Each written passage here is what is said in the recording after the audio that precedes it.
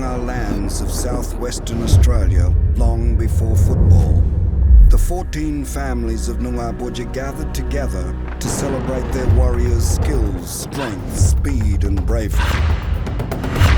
In modern times, struggling to survive white settlement, the Noongar warriors rose once more, using their ancient skills to create Noongar Footy Magic. Those stands are chock-a-block with Collingwood members. It was a crunch game. Well, they're inspired, St Kilda. Gil and I made a pact to each other that we're going to go for it today. Because they were calling us everything. We'll show these mob. We'll make them quiet today. What I do remember about the day is how good he was. Winmar from 60 metres. Nicky Winmar kicks. Oh, to his goal. Of course, all the members started roaring and giving it to him, and he just went. Just grabbed my jumper and I went, I'm black and I'm proud. Because that started off, that made it worse. It was a great moment. That's a powerful statement. You don't need words. None of us understood how symbolic what he did was at the time. The brilliant Winmar. And the photo was taken and, you know, the rest is history. When the boy from Pingelly stood on the wing of the windswept Victoria Park in front of the howling Collingwood fans, he lifted his shirt and pointed at his black skin. He then challenged the accepted racism of footy. Nicky Winmar never set out to be a hero. He just loved to play footy. And he was damn good at it. In your little finger, he's got more ability than probably the rest of the competition put together. He was that good. Winmar beautifully done, superbly done, goes for goal, 45 metres out, kicks a jam. Unbelievable. Nicky was a freak. He was courageous, he was tough, had real villain in him. One of my favourites. Maybe it's the badness in him. He brought class and he also brought humour. And Nicky was just like a brother to me. Pound for pound, he's the greatest Aboriginal footballer that I've ever seen. It just come natural. I just love doing different things on the footy field.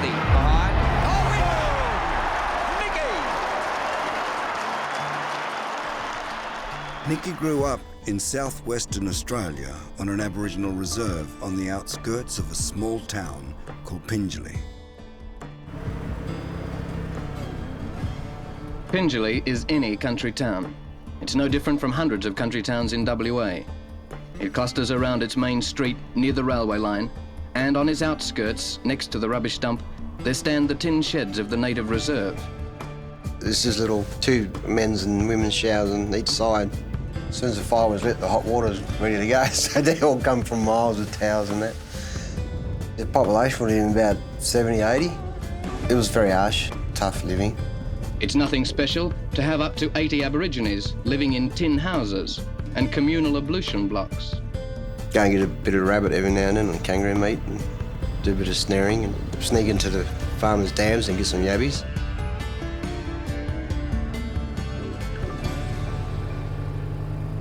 This is where it all started at the age of 7, 8 years old. It'll always be a special place, called the Pingelly Panthers.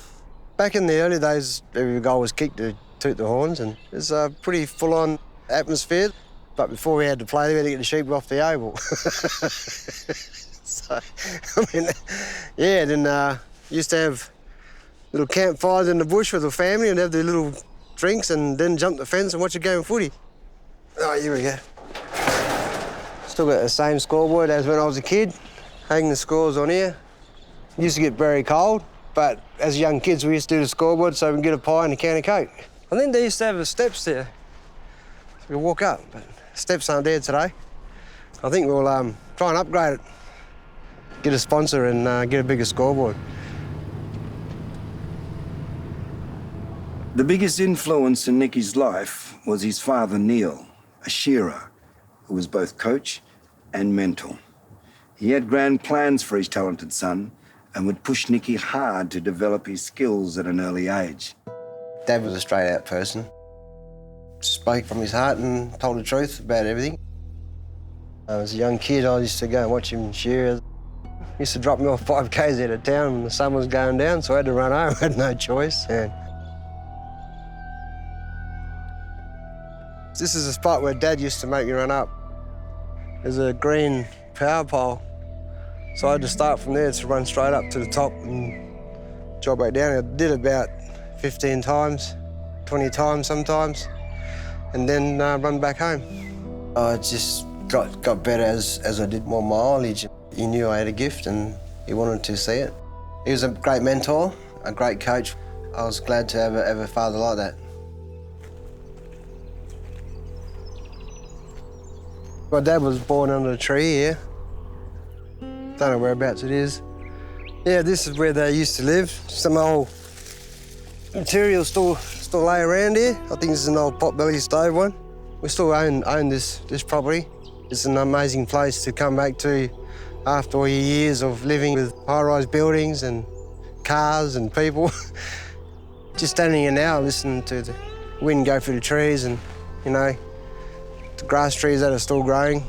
Everything looks really nice and green. It's a home away from home. Good memories and sad memories of Pingelly. Well, we watched this show on ABC called The Winners. The Winners was a VFL game. Grew up idolising these guys, so we decided to follow their ways of playing footy and use a garden hose and started making muddy grounds. Very competitive at times. There was a few little fisticuffs. Guys were going over with bloody noses and, oh, what happened to you? And black eyes. And, yeah, it's pretty wild.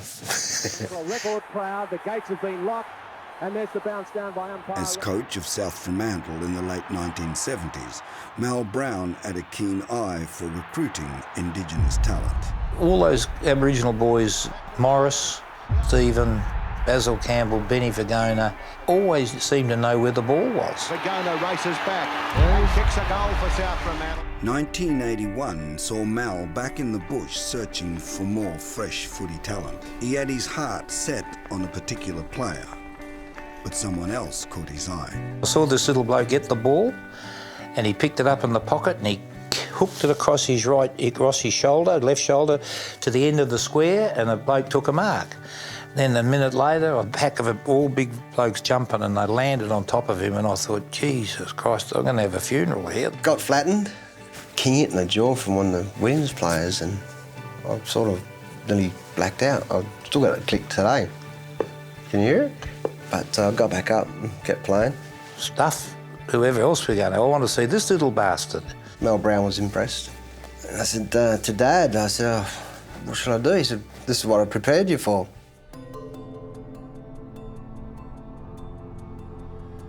At just 16 years of age, Nicky had begun a journey that would fully test his character. It would toss him into the glare of the media like few had ever experienced and turn this young man into a hero for his people.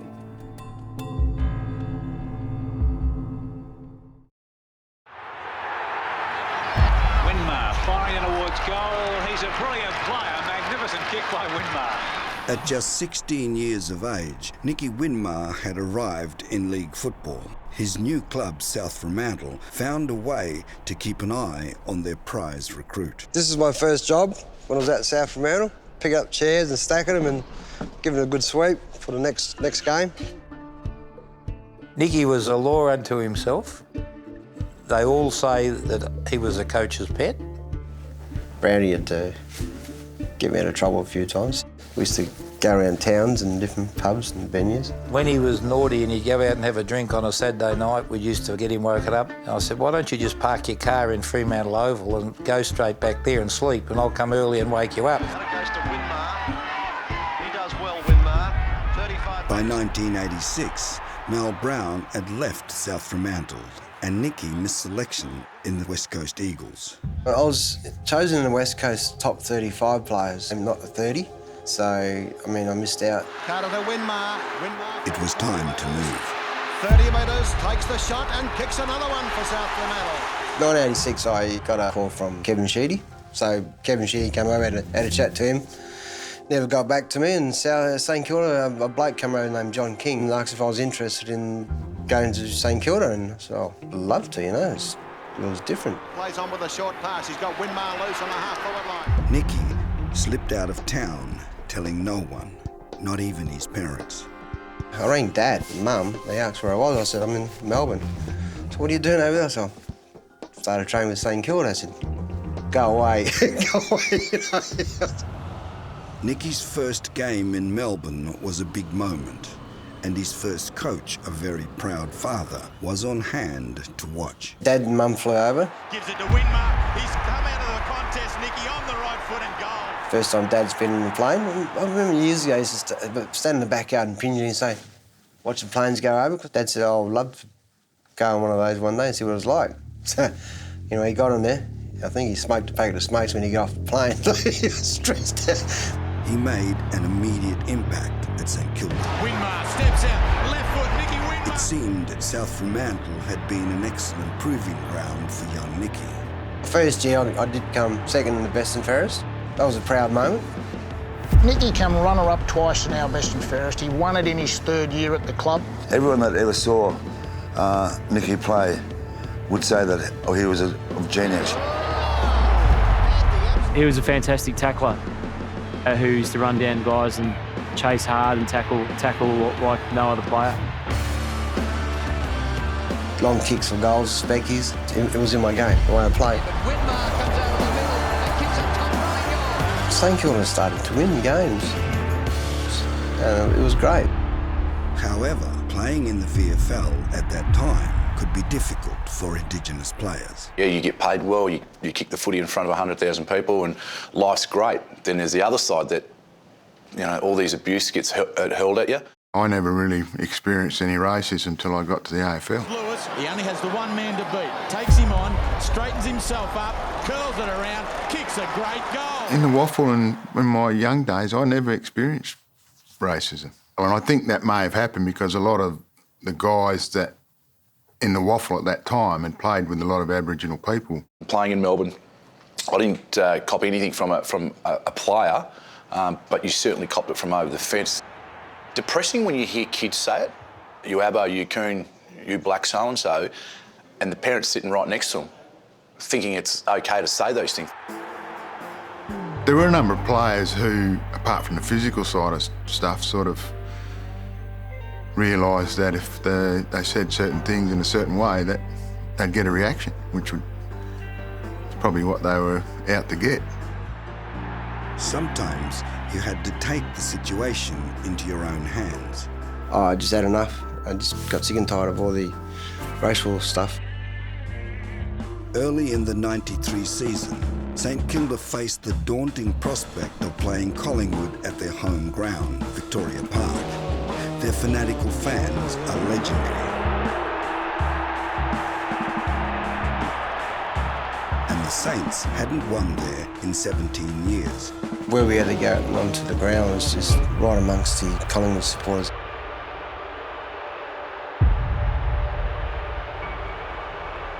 Spat on. The language was dreadful. When we got to the centre of the oval, I grabbed Mick and I said, bruh, we've got to do something today. We'll make a statement, eh? We'll show these mob. There was an enormous crowd and enormous hype because the Saints were on the up. Nicky, Gilbert were a big part of our team. The team was in full flight. Greg goes back to Winmar. Absolute replica of the previous one. Low at half forward, tapping for Burke. Nathan Burke run down by Williams, but he gets the kick away. Everett in the pocket, this time away from Pert. A snap round the corner. What's he done? Don't tell me. Gilbert kicked 5 goals. Nicky was probably equally as good on the ground. By three-quarter time, St Kilda was in control of the Margin game. back to 21 points. Rocker in ruck, wins in the middle. Ooh. Richardson left it behind. Brown didn't. High ball. Winmar, courage. Well done, Nicky Winmar. He had a quick look to see who came in late. Collingwood, spurred on by a full house, threw everything at the Saints. Scott Russell breaks away. Hooks it back a goal. A great kick by Russell. Yes, another one to the Magpies. They fighting back hard. But with minutes remaining, Nicky sealed it with a trademark long bomb. From 60 metres, Nicky Winmar kicks. Oh, I think he's goal. The Saints are home. It was too much for the Magpie fans, and they turned ballistic. What a victory by St Kilda. The Collingwood fans are stunned. I'm not going to say what they said. You can't say what was said. The kids were there sitting watching the game as well. There was quite a bit of crowd vilification coming from the Collingwood supporters. After the final siren sounded, Nicky stood alone, front on to the jeering Collingwood faithful, and made a spontaneous gesture. But I was angry. Just grabbed my jumper and I went, I'm black and I'm proud, like, you know. And that's what I said. Not in the voice language, it was a body language that had to be seen and shown, not by just talking about it. He didn't have to say anything because he just pointed at his colour of his skin. That's a powerful statement. You don't need words. Had to get security out of the ground after the game, to my car, just in case. That night, a famous victory by the Saints had to be savoured. Nicky headed over to his good friend Molly Meldrum's place to celebrate, oblivious to the storm that was brewing. It was a great win. We beat Collingwood, and so we stayed at Molly Meldrum's, and then they went and got the paper and said, do you know what you've done yesterday? I said, what have I done? We just beat Collingwood. Wow, what is this? And I said, well, I think we started something here. Once the photo was published, all hell broke loose, and the media scrum went into overdrive. Got threats from angry fans. I was scared. I walked away from footy after that.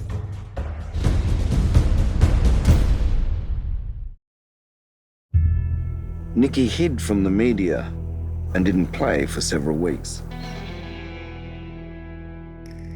It was just quick, it was a spare of the moment. I mean, it was, well, I'm black and I'm proud, and that was it. Next day was a big picture. Being in Perth, we all knew the media guys because it was such a close hub. But going to Melbourne was a whole different kettle of fish over there. It was people trying to climb over each other to get the interview. It's full on over there. Footy is just crazy in Victoria, you know. What he did was very courageous, and he was saying enough's enough. And I think that pricked a lot of consciences around Australia. The fact that he missed a couple of games was a real concern. That particular moment, it's such a defining and graphic image of what it was all about. The media, they gave the chance for the wider public to be aware of what Indigenous footballers were going through. In the full glare of the media, the AFL had to react, and they did. Ross Oakley, Chief Executive, selected a working group to develop anti-vilification rules for the game.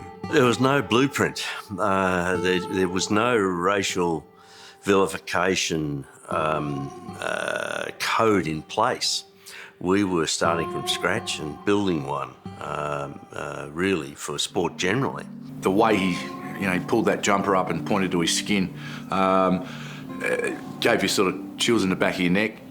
Very proud moment, certainly for our people, to be able to really make a statement to not only the AFL world but the rest of Australia that this isn't on. Got the ball rolling in terms of racial vilification and what were the AFL going to do? The Eagles players swooping, it was Lewis and Kemp. It took the AFL 2 years to craft an anti-vilification code of conduct for both players and spectators alike. But it took Michael Long's complaint about on-field racist behaviour to push it over the line. We basically indicated that if you were vilified from the crowd, that was just as bad, and you would have your membership cancelled and would be excluded from coming into our grounds. All the other major sporting codes, as a result of the code that the AFL put in place, basically copied the code because they knew that this was now becoming a major issue and had to be addressed.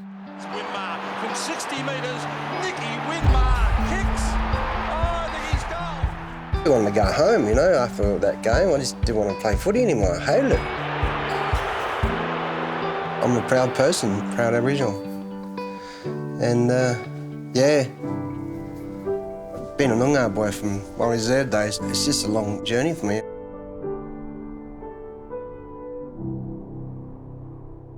No one was prouder of his stance than his dad, Neil Sr. But 4 years later, with St Kilda on the brink of a grand final appearance, the man that Nicky loved and admired most fell seriously ill. Dad was dying, and I went back and saw him in Narrogin Hospital, and it was sad to see him the way he was in hospital, you know, the strong man he used to be. He wanted me to stay a bit longer, but I rang up the coach if I could stay another week, and he said, "We want you to play in this game." So I told Dad I've got to go back, and it was the last time I saw him. Dad died the 26th of September, and the grand final was 27th. Didn't want to play footy anymore, even though it was grand final day. My favourite person, my best friend, my mentor, my hero was gone. Still miss him today.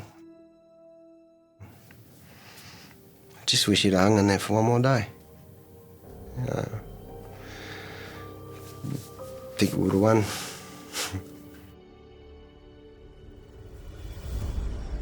Nicky went on to play 230 games and kick 283 goals for St Kilda and be selected in their team of the century. But just 12 months after the disappointment of the '97 grand final, Neil Elvis Winmar would leave his beloved Saints. I went to the Bulldogs, Western Bulldogs, for my last year to show that I can still play the game, even though I was 34 years old. I played every game and got the 250. I'm glad that I did finish up there, because South Freo was the Bulldogs. I started with them and then I finished with the Bulldogs.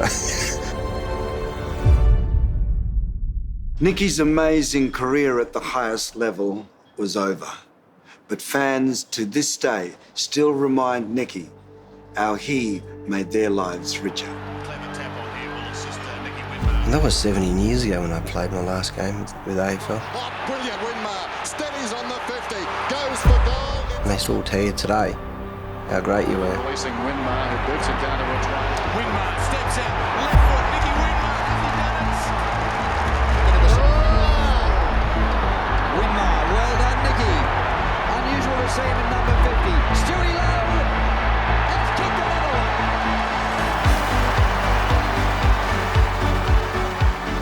Gotta go and jump on someone's back and kick a golden goal, because it's what you do.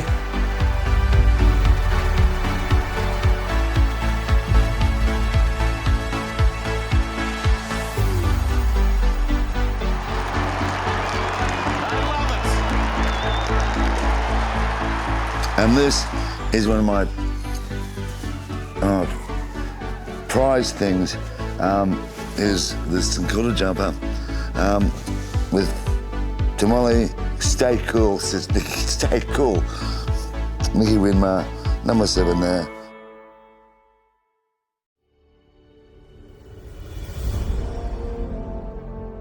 That particular shot will probably be shown for the next 300-400 years when we're long gone.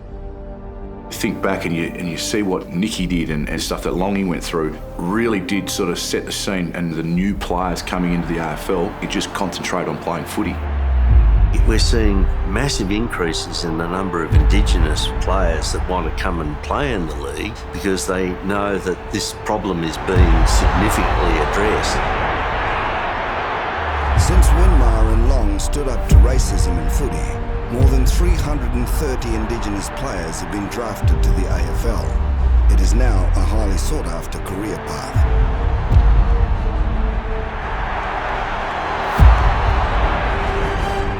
Although things have improved a lot since Nicky's time, stamping out racism in football is still a work in progress. I still look at it today, sis, and that's the proudest thing I've ever done in my life. And I'm happy I did it.